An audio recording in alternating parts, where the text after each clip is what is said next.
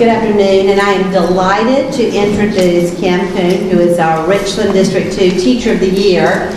And it is perfect timing, which has been a tradition in our Spring Valley Rotary Club during the month of March, which is Literacy Month, and we've talked about some activities of supporting with books for different schools, different activities going on, and I share with everyone among my colleagues what a great job Spring Valley Rotary does as far as supporting Richland 2 in our mission of providing a quality education for all. So it's my pleasure to bring up Kim. I've known Kim, but I asked a little bit more about her, and she was actually born and raised in New Jersey, the Garden State she put on there, but now she's been a part of South Carolina for 19 years.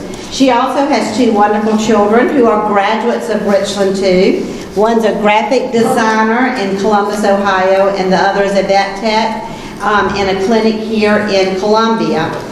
She got her undergraduate degree in early childhood from Rutgers University and a Master's of Education degree from Southern Western University. She's been now teaching for 29 years, and 18 of those were at what she says is the finest school in South Carolina, Bookman Road, and that's great since Kendra's standing here. She's been with Bookman since it opened, and so that's something that she and I have in common as far as being at one school for a very long time. She is very invested in Richland 2 with the whole district as far as moving kids to that next level. I always, as an elementary principal, take my hat off to those early childhood teachers, those kindergartners and first graders. Those are so important years. So let's hear from Kim. Help me give her a wonderful Spring Valley welcome.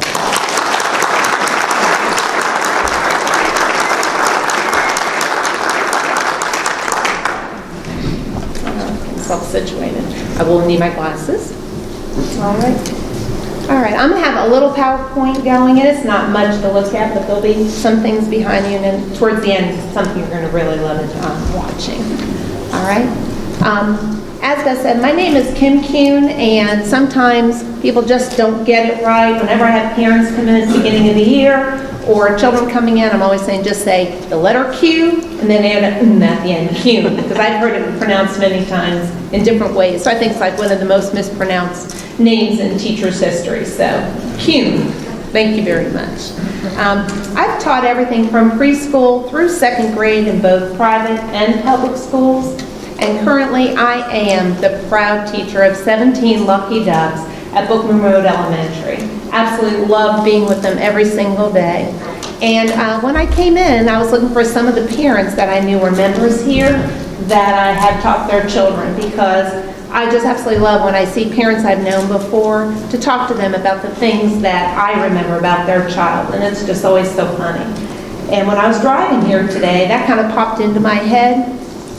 It was raining, it was a little bit drizzly, and of course, first thing comes to my mind is, why isn't it 80 degrees? Oh my goodness, this is going to be a, really bad hair day. And then what popped into my mind was my students. I'm always thinking about them. No matter where I am, I'm always thinking about them, things I want to do with them. And it reminded me about a day a couple weeks ago when we were in for rainy day recess over and over and over. And I was talking with the children about the animals that come out in South Carolina during the winter. And the children were saying things like bunnies and squirrels and coyotes. And one little boy said, oh, well, we have deer come out in the winter too. And another child just jumped up, was so excited, was thrilled, didn't even wait to be called on. I mean, throwing his arms around. He goes, I get it, I get it. And I'm thinking, okay, here's a great teachable moment. What did you get? And he says, I get it. Reindeer, those are the deer that come out in the rain. And I'm like, thank you very much. We'll discuss that later, But that's the kind of things that, and when I meet his mom 10 years from now, that's what's going to make me want to talk to her and grab her and say, I may never have told you this, but teaching for so many years, you just have these little gems of wisdom. And I keep them written down in a little book, and my mom's always told me how to read. You can write a bestseller with those things. They're hysterical. They're just so, so funny. But thank you so much for inviting me to speak here today, and who does not enjoy a delicious lunch? So Alan George over there, you can invite me back any day you'd like to. I will do that. Mrs. Presley had me in last night. I had shepherd's pie here last night. See, I'll have very good food all the time. So I I just appreciate it. Well, I'm here today to speak with you in celebration of children's literacy, since March is National Literacy Month. And as Beth said, I've been teaching for 29 years, and I have seen so many reading programs come and go, just lots and lots and lots of them, and I've been shown so many different ways to best teach reading, and that's all marvelous and bring it in the classroom. But to me, what has never changed is just how much children of all ages love being read to. That to me is the most important thing, reading to a child. There's no better bang for the buck. In fact, research validates my beliefs. I'm sure, as you know, children who are read to are much more likely, to perform better in school. Statistics show that reading at the proficient level by 4th grade is a very strong indicator for high school graduation success. And it takes a great teacher to know which books to pull in order to choose for their child's interests and talents, to be able to pull them into the story, to get them engrossed, to make them want to read that book over again, or maybe illustrate a book similar to that. And personally, my own child, who is a successful graphic designer, may never have gotten to that point if his 5th grade teacher hadn't done daily read-alouds and just thought about her children, thought about their interests, thought about their talents, and wanted to develop that literary and artistic talent in them, because she just knew her children. And as a good teacher, and I think as a good parent, as a grandparent, those are the things you need to be looking at. What is most important to those children to make them want to read, to make them want to be an illustrator? So I just think that's very important. Now, this past week, as I was visiting your Rotary Club's website, I was really interested in seeing your different commitments to student scholarships, which I thought was a wonderful thing, and all your community projects. And I just heard mentioned what I did read about, your reading initiative, Rotary Reads. I think this is an excellent, excellent opportunity for your Rotary, and I'm so glad that you're continuing to do that. At Bookman Road, we've had readers come in, and they were called the rolling readers. And I've had them to my classroom a few times, and the children absolutely love it. Again, to hear someone reading to them, to make them better readers, it's like, nothing better that you could do for our children. So I just continue to ask you to do that forever and ever and ever. And if you're ever looking to branch out, find another school to come to, at Bookman Road, we would love for you to come doing your reading initiative with our school, and I will help you set it up. Because my lucky ducks, they would love for you to come in. They sit engrossed. They think the books you bring are the most marvelous things in the world, and you are like a god to them as you're reading to them and making funny voices and just pulling them into the story. And they will reward you with the best hugs you have ever gotten. That is their specialty, and I know my principal can attest to that fact. They will hug you and kiss you all day long. So if you're looking for some loving, just come to a kindergarten room. Well, along with the missions that you already have in place as a group, I challenge you individually this month to strengthen the literacy foundation of one or more children, whether that be your children, your grandchildren, your neighborhood children, your church children, or any random child around. Please find a child to read to this month, because they just need someone there for them. We have so many children that I've seen through our school system. Nobody reads to them. They don't read them bedtime stories. They don't have that cuddling up close with someone and having them read to them or read with them as they get older. And they really, really need it. So whether you do it at home, in our schools, out in your community, I just want you to find time to read to the children or have them read to you. Maybe by sharing a bedtime story, going out and volunteering like you do in a classroom, maybe finding a great book if you're a Sunday school teacher and incorporating that great book into your Sunday school lesson. Or if you're really, really tech savvy, like Mr. Grooms that I met, record yourself on your device reading an interesting story. And then send that story to some child anywhere in the world for them to read. Because, as I said, children learn to read better when they hear someone read well. That, I think, is what I believe the most. So we always are trying in our schools to bring in people who are great readers. And I see police officers sitting over there, and we would love for you to come to our school and read to our children. I mean, I know there's all kind of community helpers here in our midst right now, and you all would be a great asset to our schools. And if you would like to impact a whole group of children and delight a teacher, I'm telling you right now, please gather and deliver a book basket to a school. And I heard you talking about some things like that. And these books don't even have to be new. They can be hand-me-down books from your children now that they're grown. They can be yard sale books. I go out yard selling all the time, and I will never pay more than $1 for a paperback book or 50 cents for a hardcover. There are wonderful books that are in good shape that you could gather. Teachers appreciate any books they get, and they always find a home in the classroom. Now, to get you inspired for the challenge that I just gave you, we're going to do what the wise Dr. Seuss advises. He has said children want the same things we want. They want to laugh, they want to be challenged, they want to be entertained, and they want to be delighted. Well, my class loves to read funny books, or have me read funny books to them. Then when they're done, they want to take those books, they want to turn them around, they want to add their own characters, they want to add their own sentences to it, and make it their own, and we call that cloning. And so they knew that I was coming here today to talk to some very smart community helpers, and they were wondering if all of you would help them write a new book for our class, a new clone. And we read this book this month. There's a Walking in My Pocket in honor of Dr. Seuss's birthday, and they wanted to clone this book. So I told them I'll bring it. We'll see what we can do this afternoon. And if you've ever read this book to someone you love, you know it has lots of great rhymes in it, and the little boy goes through his house, and he picks out average things, and then he just makes up some crazy little beasties to go along with it. So I'm going to show you just in the book from There's a Walking in My Pocket.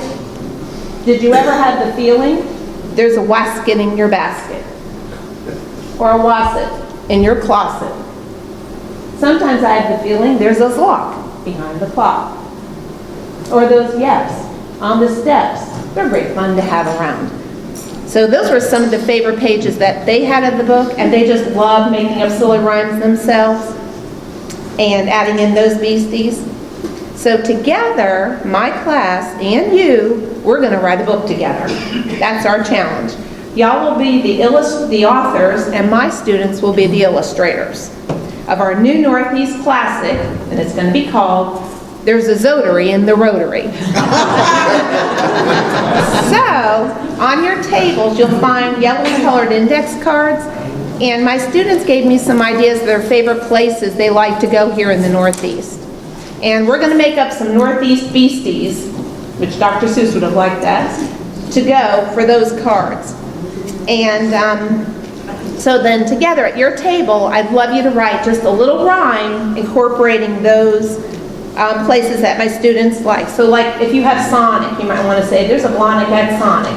Or if you have Home Depot, there's a Sloan Hippo at Home Depot. Anything like that would be great. I'm only going to give you 5 minutes. We don't have a lot of time, but please kind of look at what you have and put it together so that all the cards are done. I have 17 students, okay? And then when you're ready, you can go ahead and raise your hand, raise your smart hand, like I tell my little kindergartners, raise your smart hand. We can share yours. So you got it? Go, make it short, make it clever, make it funny. And here's your task. This is good. We haven't had an interactive. Okay, we need them to. I think they're done eating lunch. They need to.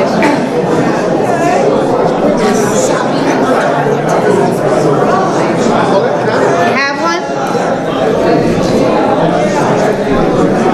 You gave some hints for how to illustrate. And that's what. If they have them, sure.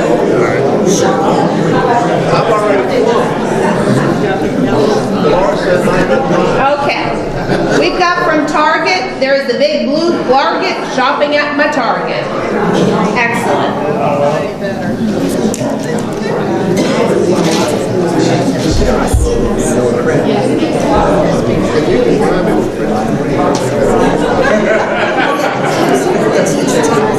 There's a Ponic living at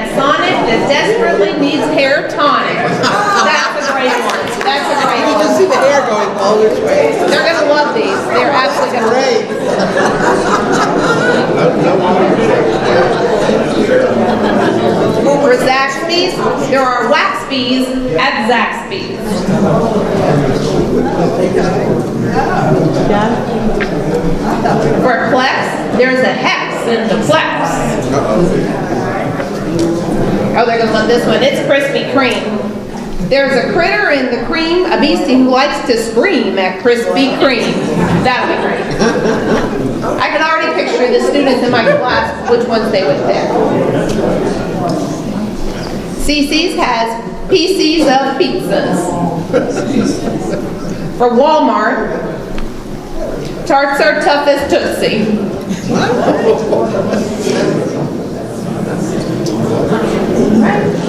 And we've got to make sure all 17 are done, because heaven forbid one child doesn't have a sentence to illustrate, we're in trouble. What did you write here? Thank you. Okay. Well, this was one of their favorite Ritas. There's a Jitas in my Ritas. There's a Titas in my Ritas. There's a Mitas in my Ritas. Super. Skateland. There is no other great land than the place of Skateland. There is a Greenland at we have people with none. You give them right here. This is cute. This is what I thought of too. Our school's name is Bookman Road. There is a fat toad at Bookman Road. That kind of went to my mind too, because we're always out in the woods looking for things.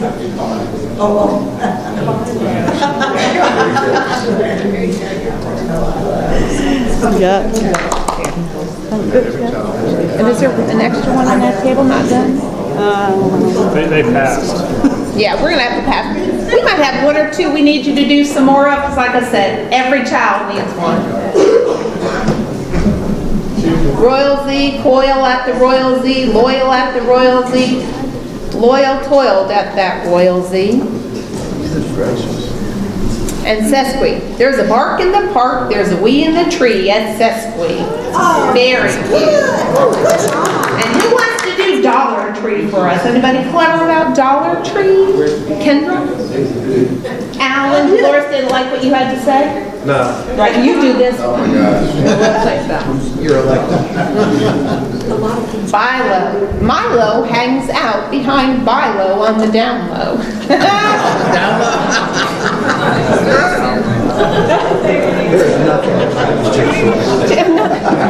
All right, the intro to this one, there is nothing that rhymes with Chick-fil-A. Except, where's the beef? So my children are gonna now make those Northeasty Beasties. So they're gonna make Northeasty Beasties for your sentences when we get back to school. They're gonna copy your sentence. They're going to illustrate these crazy creatures. We're gonna make a class book of it, and then we're gonna give you a copy for your Rotary. Spelling doesn't count. Chick-fil-A, you could use anything. You could just say, I saw a today at Chick-fil-A. There you go. I saw a quake today. Well, Alan says there's a banshee in the Dollar Tree. Well, that's what you get on Google for and find good pictures of. Well, I cannot wait to get back to class and share these with the children. I think they're going to turn them into wonderful illustrations, but just remember, they are 5 and 6 years old, and some of my friends still have heads with arms coming out of the heads and coming out of the legs, and I'm not the artist in my family, but I do try to talk to them about, look at your neighbors. They do have a head, a neck, a body. Their arms are, a little fatter than skinny little sticks, and people are floating in the air. So along with reading, writing, math, science, social studies we do all day, we try to hit some of those little art lessons in there. But anyway, so that's what we're going to do, and y'all are so clever, you've made my day, and if these day jobs just don't work out, you could all be teachers. And you are very clever, and I appreciate you doing that for us. Well, I thank you so much for allowing me to spend this time with you today and sharing how important supporting literacy is for all children of all ages, especially our youngest learners. And I leave you with a final thought. Kindergarten is one of the most misspelled and mispronounced words in our English language.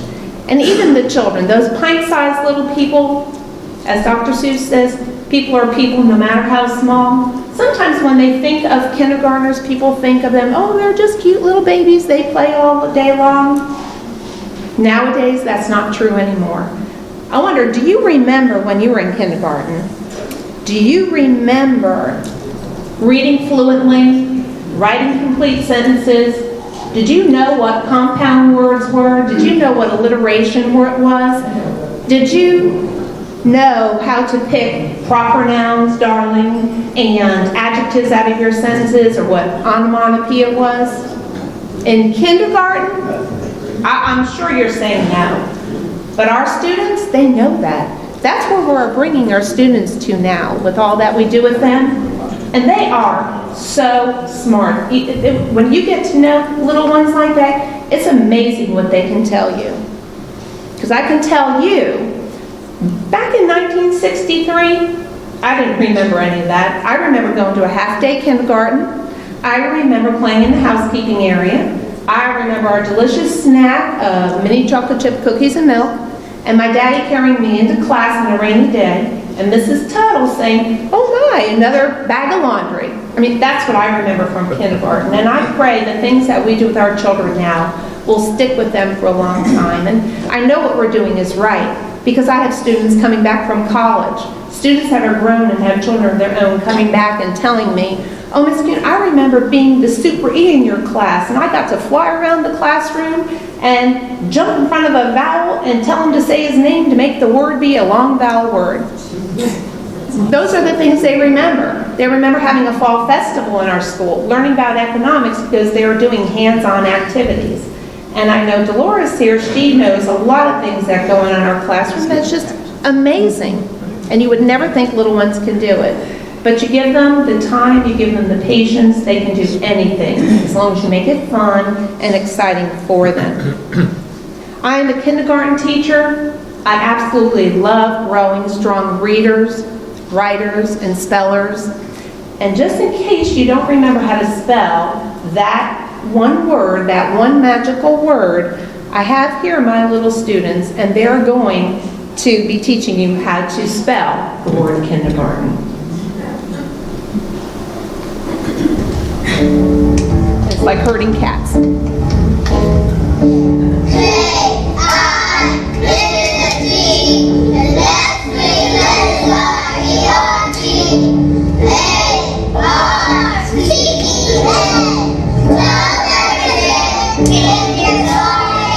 Nobody ever holds them up the right time. This is third take.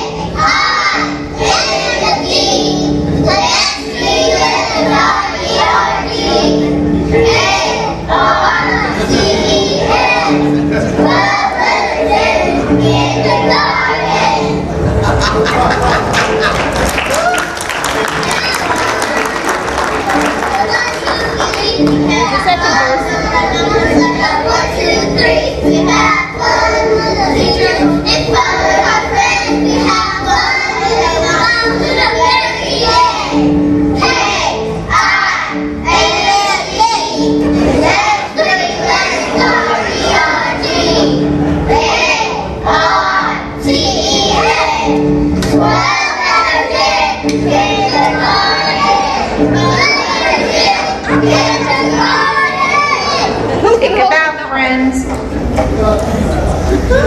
about it.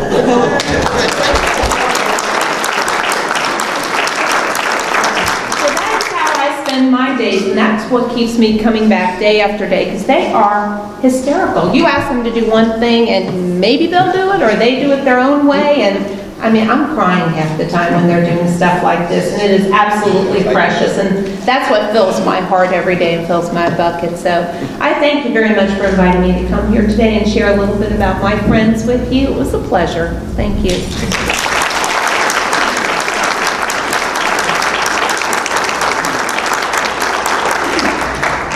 Questions? You want to say any questions? Or? I'm not even going to look at Alan, but do you have any questions, Alan? He told me he was going to ask questions. I don't think that's the right way to spell kindergarten. I know, you're one of the boys that's been to spell a kindergarten.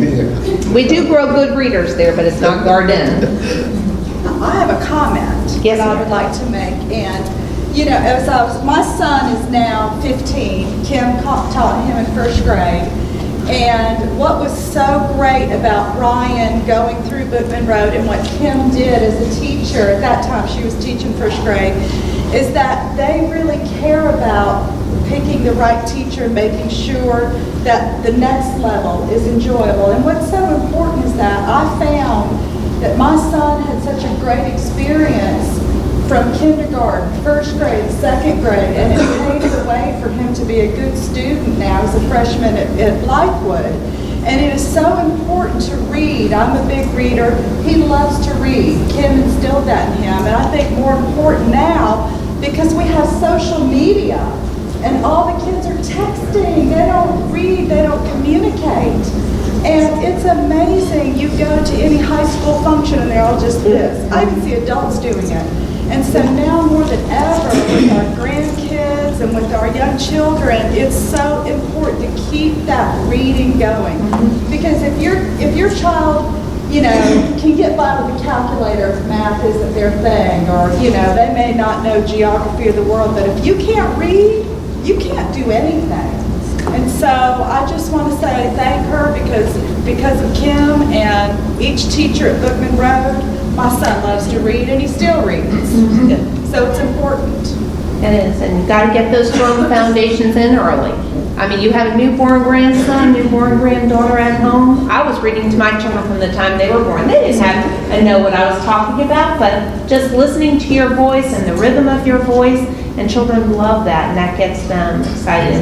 I have a question. Yes. She mentioned it. What about tablets and using them to help read? Is Right. that a good thing, a bad thing? They're wonderful, but they're not the end all to everything. We have them. We have, 4 little Are they as good as Chromecasts. books? I like putting real books into children's hands, and we do all we can to get as many books as we could do that. But yes, they have to be knowledgeable about what's out in the world, and I want them to use those things, and they take little tests on the computers. We have a program called Lexi and things like that they can go read books online. But when it's their reading time in my classroom, they have independent reading time. They're in our classroom library picking out books that they're cozying up in a corner and holding that book in their hand and going back or sharing it with a friend. And I think that's really important too, when they can share what they know with someone else and by holding that book together. But I'll never take the technology away. That's the way we're going. But we have to find a happy balance between the two. Well, Kim, thank you very much.